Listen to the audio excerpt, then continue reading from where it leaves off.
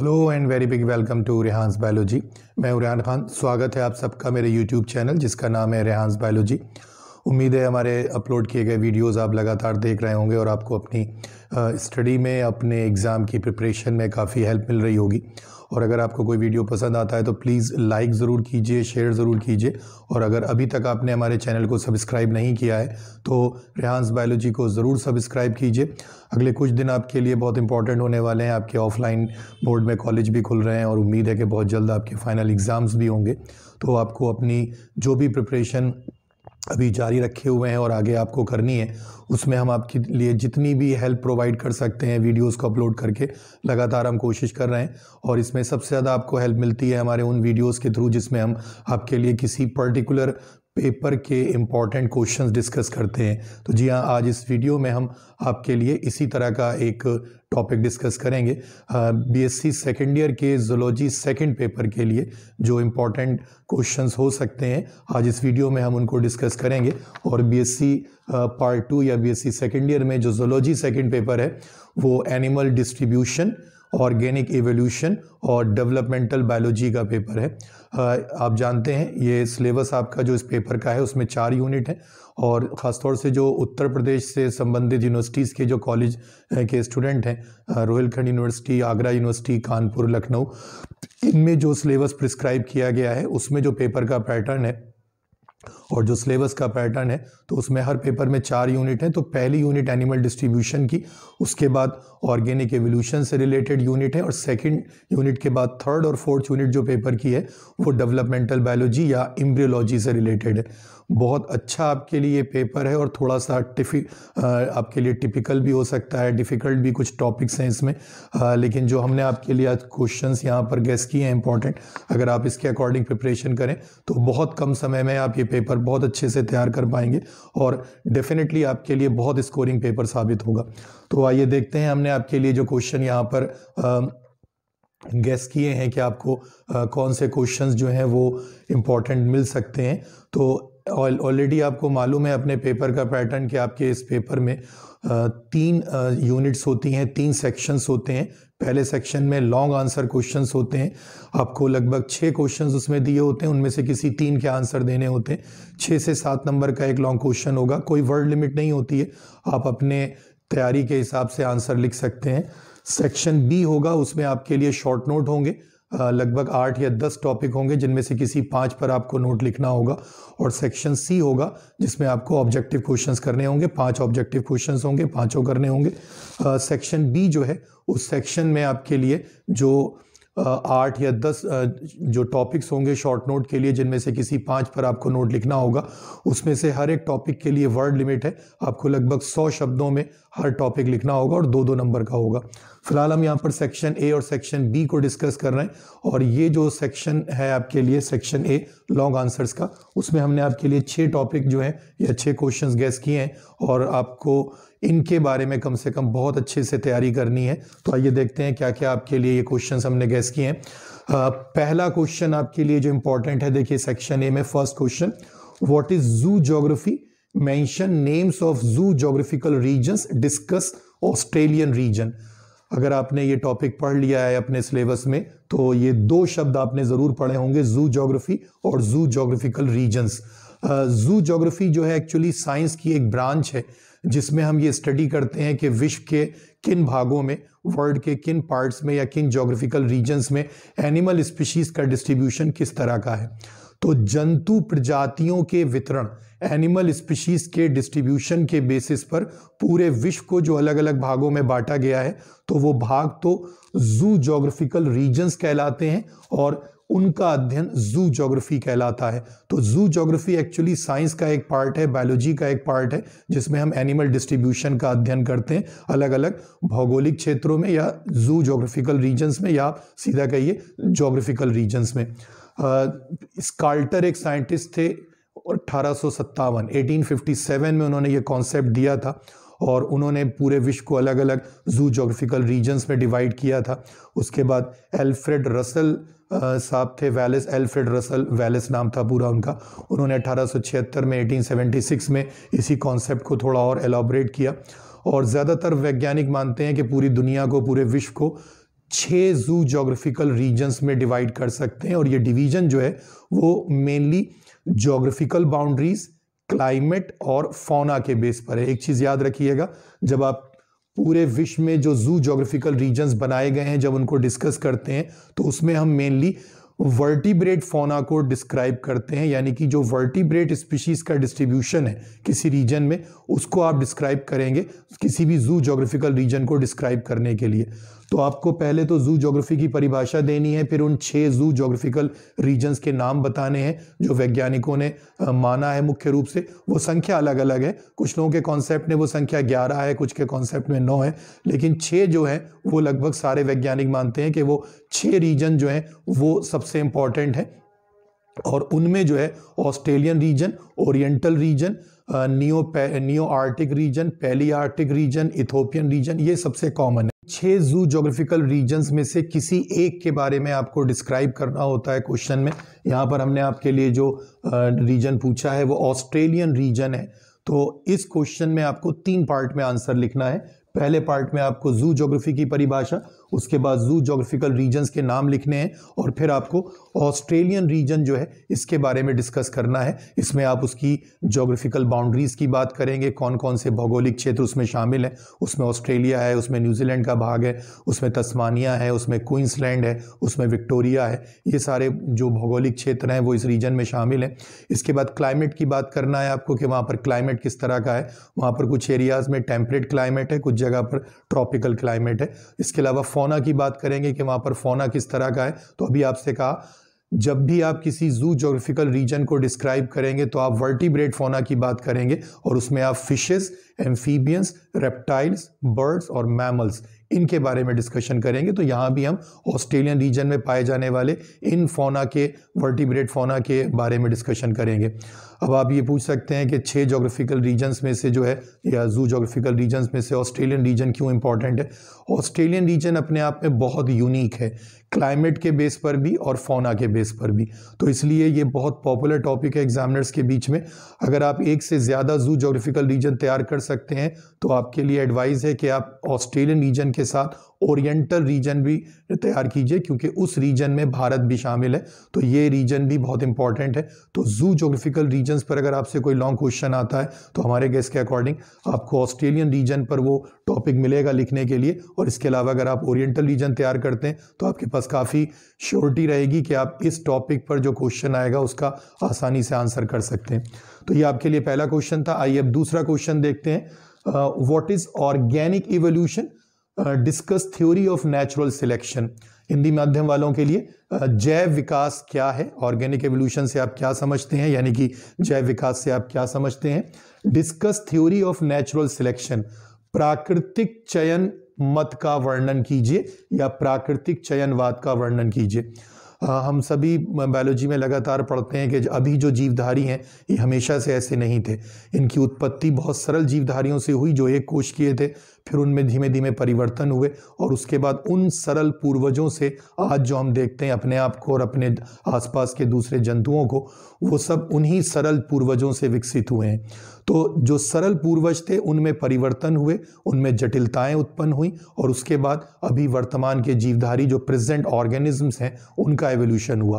तो जटिलताओं के साथ परिवर्तन जब होता है और उसके बाद नई प्रजातियां बनती हैं, इसी को ऑर्गेनिक एवोल्यूशन या जैव विकास कहते हैं। इसके बारे में बहुत सारी थ्योरीज है, अगर आपने पढ़ा है तो आपको याद होगा। लेमार्क साहब की थ्योरी है जिसको लेमार्कवाद या लेमार्किज्म कहते हैं, theory of use and disuse of organs उसका नाम है। चार्ल्स डार्विन की एक थ्योरी है जिसको थ्योरी ऑफ नेचुरल सिलेक्शन कहते हैं या प्राकृतिक चयनवाद कहते हैं। एक नियो डार्विज्म के नाम से थ्योरी है जिसको मॉडर्न सिंथेटिक थ्योरी भी कहते हैं। तो ये सबसे कॉमन और इम्पॉर्टेंट और बहुत आपके लिए काम की जो थ्योरीज हो सकती हैं ऑर्गेनिक एवोल्यूशन की एकेडमिक व्यू से, पढ़ने लिखने की दृष्टि से, तो वो थ्योरीज हैं। तो यहाँ आपको पहले पार्ट में तो ऑर्गेनिक एवोल्यूशन क्या होता है इसकी परिभाषा बतानी है और दूसरे हिस्से में आपको थ्योरी ऑफ नेचुरल सिलेक्शन जो है इसको डिस्कस करना है। अगर आपको याद ना रहे तो आप इसके साथ में याद रखिएगा, natural selection theory Charles Darwin साहब की दी हुई थ्योरी है जिसको डार्विनिज्म भी कहते हैं और डार्विनवाद भी कहते हैं। हिंदी में प्राकृतिक चयन मत या प्राकृतिक चयनवाद कहते हैं। ये थ्योरी जब आप पढ़ेंगे तो इसमें कई सारी ऐसी इंपॉर्टेंट चीज़ें हैं जो आपको ऑब्जेक्टिव क्वेश्चंस में काम आ सकती हैं। जैसे उस किताब का नाम जिसमें चार्ल्स डार्विन साहब ने ये थ्योरी दी थी, तो ये जो थ्योरी ऑफ नेचुरल सिलेक्शन है, ये चार्ल्स डार्विन की एक किताब है, ओरिजिन ऑफ स्पीशीज़, 1859 में प्रकाशित हुई थी, 1859 में। तो ये किताब का नाम याद रखिएगा, बहुत कॉमन अच्छा ऑब्जेक्टिव क्वेश्चन का पॉइंट है वो। और बाकी उसमें जो पॉइंट्स हैं, 5 पॉइंट हैं लगभग उस थ्योरी में, तो उसमें सर्वाइवल ऑफ फिटेस्ट नाम से एक बहुत इंपॉर्टेंट पॉइंट है, उस पर नोट भी लिखने के लिए आता है। और अक्सर वो आपके लिए ऑब्जेक्टिव क्वेश्चन का पॉइंट भी बन जाता है जब कहा जाता है किस थ्योरी का मुख्य बिंदु सर्वाइवल ऑफ फिटेस्ट है, तो वो नेचुरल सिलेक्शन थ्योरी है। तो आपको यहाँ डार्विनवाद के बारे में डिस्कस करना है, डार्विन की थ्योरी बतानी है। तीसरा क्वेश्चन देखते हैं जो आपके लिए इंपॉर्टेंट हो सकता है, discuss different types of eggs and types of cleavage found in vertebrates. Eggs हम जानते हैं, अंड कहते हैं हिंदी में, ये फीमेल गैमीट्स होते हैं। लैंगिक जनन करने वाले जीवधारियों में 2 तरह के गैमीट बनते हैं, फीमेल गैमीट एग के रूप में और नर गैमीट स्पर्म या शुक्राणुओं के रूप में। तो एग्स जो हैं वो सारे लैंगिक जनन करने वाले जीवधारियों में बनते हैं, लेकिन एक समान नहीं होते, बहुत सारी विभिन्नताएं होती हैं। तो किन आधारों पर, किन बेसिस पर एग्स को क्लासिफाई किया गया है, वो आपको डिफरेंट टाइप बताने हैं। अगर आपने ये पढ़ा है टॉपिक, तो उसमें सबसे इंपॉर्टेंट जो एग्स का क्लासिफिकेशन है वो योग के आधार पर है, पोजीशन एंड अमाउंट ऑफ योग। अमाउंट ऑफ योग ज़्यादा इंपॉर्टेंट है। उसमें कहा गया है कि अगर योग जो है, जो पीत कहते हैं जिसको हिंदी में, जो आपके लिए एग्स के लिए जो न्यूट्रिशन का पार्ट होता है, अगर उसकी मात्रा बहुत कम है तो माइक्रोलेसिथल एग कहेंगे। औसत मात्रा है योग की अगर अंडे के अंदर या एग के अंदर तो मीजोलेसिथल, और अगर बहुत ज़्यादा मात्रा है योग की अगर एग के अंदर तो पॉलीलेसिथल या मैक्रोलेसिथल। तो इस आधार पर डिफरेंट टाइप के एग्स हैं। तो एक तो आपको ये डिस्कस करना है। दूसरा, टाइप्स ऑफ क्लीवेज। क्लीवेज को हिंदी माध्यम वालों के लिए है, आप नोट कर लीजिएगा ये शब्द, विदलन कहलाता है। विदलन का मतलब होता है जब फर्टिलाइजेशन के बाद जाइगोट बनता है और वो पहली बार डिवाइड करना शुरू करता है माइटोसिस के थ्रू, तो जो भी डिवीजन होगा जाइगोट में उसको क्लीवेज या विदलन कहेंगे।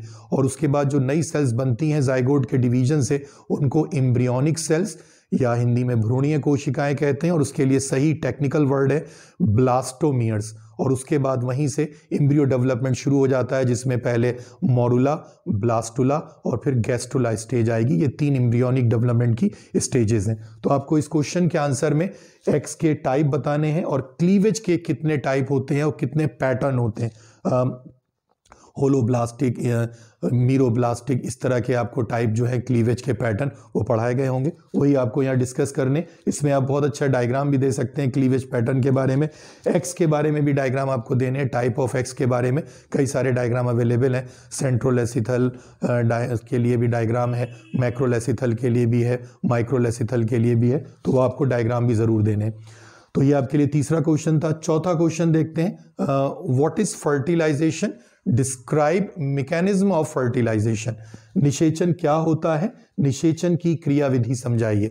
अच्छा क्वेश्चन है आपके लिए, और इसमें हमने यहाँ पर नहीं बताया है इस क्वेश्चन की लैंग्वेज में, लेकिन आप याद रखिएगा जब आपसे मैकेनिज्म ऑफ फर्टिलाइजेशन, निषेचन की क्रिया डिस्कस करने को कहा जाता है, तो उसमें कहा जाता है कि फर्टिलाइजिन और एंटी फर्टिलाइजिन रिएक्शन के बारे में विशेष रूप से बताइए। तो जब आप पढ़ेंगे मैकेनिज्म ये, तो उसमें ये एक टॉपिक आएगा बीच में कि फर्टिलाइजिन एंटी फर्टिलाइजिन जो रिएक्शन होती है, 2 अलग अलग तरह के प्रोटीन है, एक स्पर्म पर पाया जाता है, एक एग पर, उन्हीं की वजह से एक ही प्रजाति के स्पर्म और एग आपस में फ्यूज करते हैं। कभी भी एक प्रजाति का स्पर्म दूसरी प्रजाति के एग के साथ संयोग नहीं करता है, वो एंटी फर्टिलाइजिन और फर्टिलाइजिन रिएक्शन के कारण संभव होता है। तो याद रखिएगा इस बात को कि ये आपको जरूर डिस्कस करना है इसमें। 5वां क्वेश्चन देखते हैं, 5th question, right an essay on types and causes of mutations. Hindi में उत्परिवर्तन कहते हैं। तो इस क्वेश्चन में आपको उत्परिवर्तन के प्रकार और उसके कारणों को जो है वो डिस्कस करना है। एक निबंध लिखना है, राइट एन एसे, निबंध लिखिए उत्परिवर्तन के प्रकार और कारणों पर। तो उत्परिवर्तन क्या है? अचानक से होने वाले ऐसे परिवर्तन किसी जीवधारी में जो अगली पीढ़ियों में भी स्थानांतरित होते हैं और असामान्य लक्षणों के रूप में दिखते हैं, ये उत्परिवर्तन होता है। कैसे होता है? उसके प्रकार बहुत सारे हैं, लेकिन आमतौर पर उत्पत्ति के आधार पर, on the basis of origin, mutation 2 तरह का हो सकता है। एक वो जो प्राकृतिक रूप से हुआ हो, जिसका हमें कारण पूरी तरह से ज्ञात नहीं है, उसको स्पॉन्टेनियस म्यूटेशन कहते हैं, स्वतः उत्परिवर्तन। और दूसरा वो जो जानबूझ के वैज्ञानिकों ने लैब में करवाया हो, जिसको हम इंड्यूस्ड म्यूटेशन कहते हैं। तो वो उत्परिवर्तन जो है वो जानबूझकर करवाया गया होता है। तो इन्हीं दोनों को आपको डिस्कस करना है और उनके कारणों को भी डिस्कस करना है। अच्छा क्वेश्चन है, इससे रिलेटेड आपको काफ़ी सारे ऑब्जेक्टिव क्वेश्चन भी मिल सकते हैं। लास्ट क्वेश्चन सेक्शन ए में आपके लिए है लॉन्ग आंसर्स में, what are extra embryonic membranes, describe development and functions of membranes in chick embryo. Extra embryonic membrane Hindi में भ्रूणीय कलाएं कहते हैं। भ्रूण यानी कि एम्ब्रियो। तो एम्ब्रियो अपने आप के किसी भी तरह की उसके लिए सुरक्षा नहीं होती है, तो अपने आप को सुरक्षित रखने के लिए अलग अलग अपने कार्यों के लिए एम्ब्रियो अपने चारों तरफ मेम्ब्रेन बनाता है। तो वो मेम्ब्रेन जो है वो कई तरह की होती हैं अलग अलग कामों के लिए, तो उनको एक्स्ट्रा एम्ब्रियोनिक मेम्ब्रेन कहते हैं। वो एम्ब्रियो का भाग नहीं होती हैं, एम्ब्रियो की वृद्धि से उनका कोई लेना देना नहीं होता है, और एम्ब्रियो एक सर्टेन स्टेज में जब पहुंच जाता है उसके बाद वो समाप्त भी हो जाती हैं। लेकिन उनका शुरुआत में प्रारंभिक अवस्था में एम्ब्रियो के आसपास होना ज़रूरी है अलग अलग कामों के लिए। तो योक सैक, एमनियन, कोरियन और एलेंटॉइस, ये 4 तरह की मेम्ब्रेन होती हैं नॉर्मली। योक सैक को छोड़कर मैमल में 3 तरह की मेम्ब्रेन होती हैं। तो आपको चिक एम्ब्रियो, चूजा जो है, मुर्गी का जो चूजा है, उसके एम्ब्रियो में एक्स्ट्रा एम्ब्रियोनिक मेम्ब्रेन कैसी होती हैं, कितने प्रकार की होती हैं, क्या कार्य करती हैं, उनके बारे में डिस्कस करना है। तो पहले तो आपको एक्स्ट्रा एम्ब्रियोनिक मेम्ब्रेन की परिभाषा देनी है, उनके प्रकार बताने हैं, और चिक एम्ब्रियो में एक्स्ट्रा एम्ब्रियोनिक मेम्ब्रेन का विकास और उनके कार्यों को बताना है। तो अभी जो आपको नाम लिए, yolk sac, allantois, amnion, chorion, ये आपको डिस्कस करना है। बहुत अच्छे इसके लिए डायग्राम भी अवेलेबल है, तो जब आप ये आंसर करेंगे, आंसर लिखेंगे, तो इसके साथ ज़रूर बेहतर अच्छे लेवल डायग्राम ज़रूर दीजिएगा। ये आपको लगभग मैंने हर वीडियो में कहा है कि आप जब भी अपना आंसर लिखेंगे, अगर वहाँ पर आपके लिए अवेलेबल है, पॉसिबल है डायग्राम देना, तो ज़रूर दीजिए। रिटन वर्क अगर आप कम करते हैं लेकिन डायग्राम बहुत बेहतर, अच्छा, neat and clean, well level diagram देते हैं, तो आपका स्कोर बढ़ने के चांसेस बहुत ज़्यादा हैं। बहुत ज़्यादा लिखा होगा, डायग्राम की ज़रूरत थी, नहीं दिया आपने, अधूरा दिया, लेबलिंग नहीं करी, तो इसमें आपके मार्क्स कटने की पूरी संभावना है। लेकिन अगर बेहतर डायग्राम के साथ में आपने आंसर लिखा है, रिटन वर्क कम है, तब भी आपको बेहतर नंबर मिल सकते हैं। तो आपके लिए एक्स्ट्रा एम्ब्रियोनिक मेम्ब्रेन, इसमें डायग्राम की बहुत इंपॉर्टेंस है। टाइप्स ऑफ एग, इसमें डायग्राम की बहुत इंपॉर्टेंस है, और फर्टिलाइजेशन मैकेनिज्म के लिए भी एक अच्छा डायग्राम आप दे सकते हैं। तो ये हमारे गेस के अकॉर्डिंग आपके लिए सेक्शन ए में लॉन्ग आंसर वाले क्वेश्चंस थे जो आपके लिए काम के हो सकते हैं। ज़रूर तैयार कीजिएगा इनको। और इसके बाद आइए देखते हैं सेक्शन बी। अभी जैसा आपसे कहा, इस सेक्शन में आपको शॉर्ट नोट लिखना होते हैं, और शॉर्ट नोट जब आप लिखेंगे तो हर शॉर्ट नोट आपको 100 शब्दों में करना होगा, और 2-2 नंबर के नोट होंगे। 8 या 10 टॉपिक दिए होते हैं, जिनमें से किसी 5 पर आपको नोट लिखना होते हैं। तो आइए देखते हैं कौन से आपके लिए शॉर्ट नोट इंपॉर्टेंट हो सकते हैं। पहला है insular fauna. Insular fauna Hindi में कहते हैं महाद्वीपीय जंतु जगत या महाद्वीपीय जीव जंतु, जो ऐसे जीव जातियों की या जंतुओं की प्रजातियां हैं जो महाद्वीपों में पाई जाती हैं या द्वीप समूहों में पाई जाती, महाद्वीप तो ना कहिए हिंदी में, द्वीप समूहों में पाई जाती हैं, उन्हें इंसुलर फौना कहते हैं। द्वीप समूह आप जानते हैं वो ऐसे भौगोलिक क्षेत्र होते हैं जो चारों तरफ से पानी से घिरे रहते हैं। तो बहुत सारे द्वीप समूह हैं जो पहले भूभाग से जुड़े थे, लेकिन धीमे धीमे वो वहाँ से अलग हो गए, और वो बीचों बीच समुद्र में या आपको किसी ऐसी जगह पर मिलेंगे जहाँ से उनका कोई कनेक्शन ज़मीन से नहीं है। तो उस तरह के जो द्वीप समूह होते हैं वो भी पाए जाते हैं, और कुछ ऐसे भी होते हैं जिनका कनेक्शन जो है वो जुड़ता और समाप्त होता रहता है बार बार भूभाग से। तो कॉन्टिनेंटल आइलैंड्स और ओशैनिक आइलैंड, 2 तरह के द्वीप समूह होते हैं। जो महाद्वीप से जुड़े रहते हैं वो कॉन्टिनेंटल, और जो महाद्वीप से अलग हो चुके हैं उनका कोई कनेक्शन नहीं रह गया, वो ओशैनिक आइलैंड। उनमें किस तरह के जंतु पाए जाते हैं, तो उसको इंसुलर फौना कहेंगे। तो जब आप ये टॉपिक पर नोट लिखेंगे तो उसमें गैलापागोस आइलैंड का फौना, मेडागास्कर का फौना, सेशल्स का फौना, न्यूजीलैंड का फौना, ग्रेट ब्रिटेन के कुछ आइलैंड्स हैं उनका फौना, ये आप उसमें डिस्कस कर सकते हैं। एक बहुत अच्छा टॉपिक है और बहुत नया टॉपिक है अपने आप में, काफ़ी बार नहीं पूछा गया है, लेकिन अगर आप तैयार करते हैं, लिखते हैं, तो डेफिनेटली आपको बहुत बेहतर मार्क्स मिलेंगे इसमें।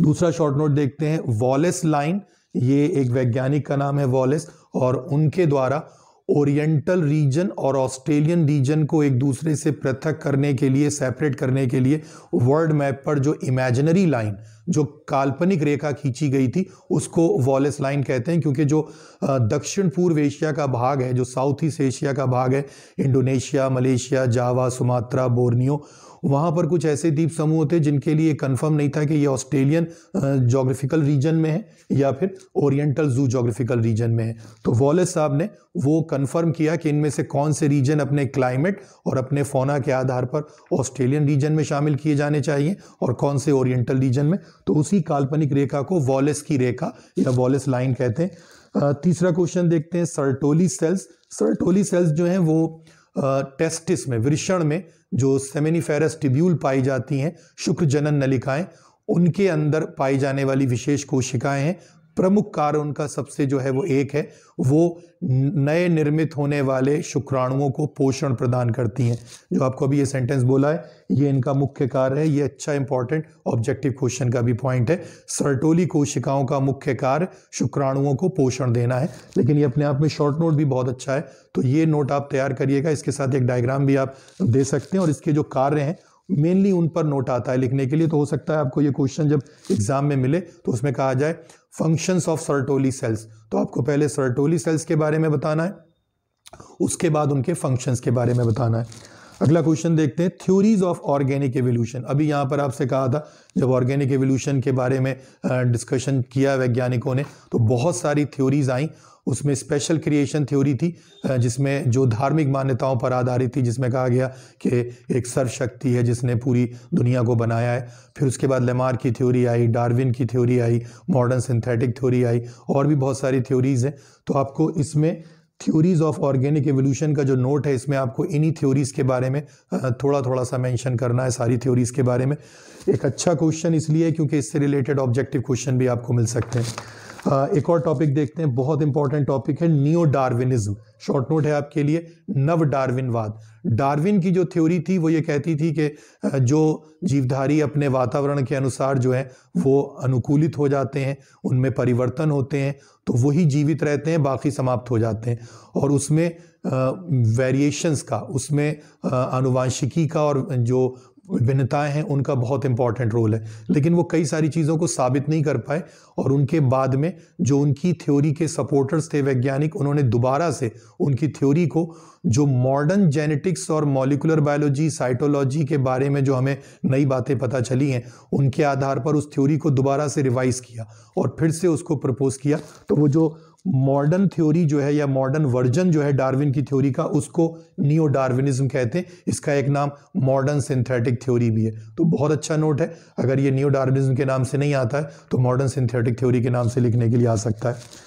एक और टॉपिक है फेट मैप्स का। फेट मैप जो है वो एम्ब्रियोलॉजी से रिलेटेड टॉपिक है, जिसमें हम ब्लास्टुला स्टेज से पहले और मोरुला स्टेज के बीच में अगर एम्ब्रियो की स्टडी करें तो हमें ये पता चलेगा कि ये एम्ब्रियो जब डेवलप होगा तो इसके किस पार्ट से कौन से आगे चलकर संरचनाएं बनेगी, फ्यूचर क्या है इसके अलग अलग हिस्सों का, या इसका फेट क्या है।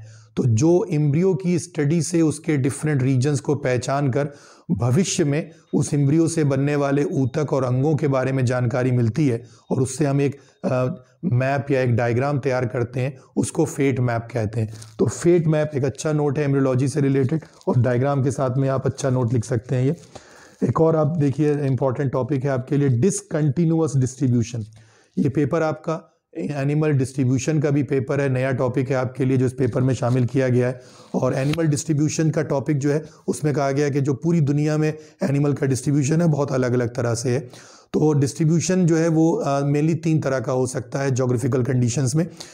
ऐसे जंतु जो पूरी दुनिया में समान रूप से पाए जाते हैं उनका डिस्ट्रीब्यूशन कंटिन्यूअस कहलाता है। ऐसे बहुत कम जंतु हैं जिनका डिस्ट्रीब्यूशन कंटिन्यूअस है, सतत वितरण, हर जगह एक समान रूप से पाए जाएं।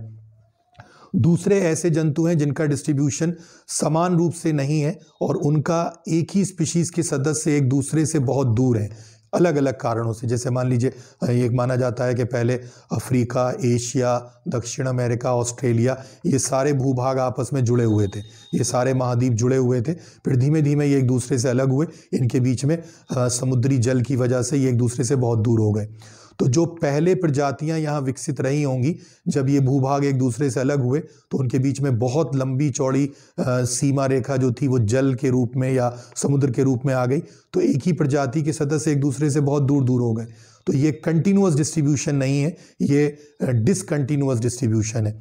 तो अगर एक प्रजाति के सदस्य एक दूसरे से अलग अलग बाधाओं के कारण, बैरियर्स के कारण अलग हो जाते हैं तो इसको डिसकंटिन्यूअस डिस्ट्रीब्यूशन कहते हैं। अब ये बाधाएं बहुत बड़े मरुस्थल यानी कि डेजर्ट हो सकते हैं, बहुत बड़े सागर हो सकते हैं, ओशन हो सकते हैं, या बहुत बड़ी लंबी पर्वत श्रृंखलाएं यानी कि माउंटेन रेंजेस हो सकती हैं।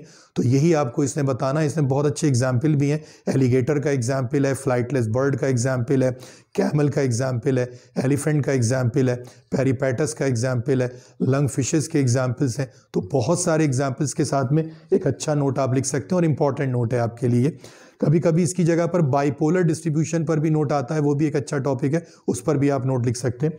आखिरी आपके लिए टॉपिक यहाँ पर जो है शॉर्ट नोट के पर्पज से, वो इवोल्यूशन ऑफ मैन का टॉपिक है।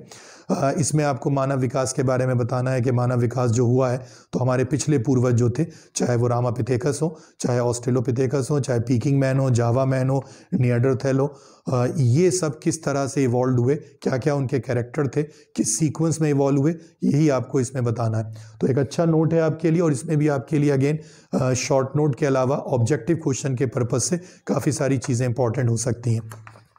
आप चाहें तो इस पेपर का एक स्क्रीनशॉट ले सकते हैं। तो ये हमारा आपके लिए आज एक वीडियो था जिसमें हमने आपसे कुछ इंपॉर्टेंट क्वेश्चन डिस्कस किए थे, और जूलॉजी सेकंड पेपर की आपकी जो प्रिपरेशन है, उम्मीद है कि आपको ये क्वेश्चंस जो हमने गेस किए हैं ये काफ़ी हेल्प करेंगे। और अगर अभी तक आपने ये हमारा चैनल सब्सक्राइब नहीं किया लेकिन लगातार वीडियो देखते हैं, उसके लिए आपका बहुत धन्यवाद, बहुत आभार कि आप वीडियो देखते हैं, पसंद करते हैं। लेकिन प्लीज़ सब्सक्राइब ज़रूर कीजिए चैनल को, ताकि आगे जो आपको इम्पॉर्टेंट टॉपिक के वीडियोज़ जो हम अपलोड करें लगातार मिलते रहें।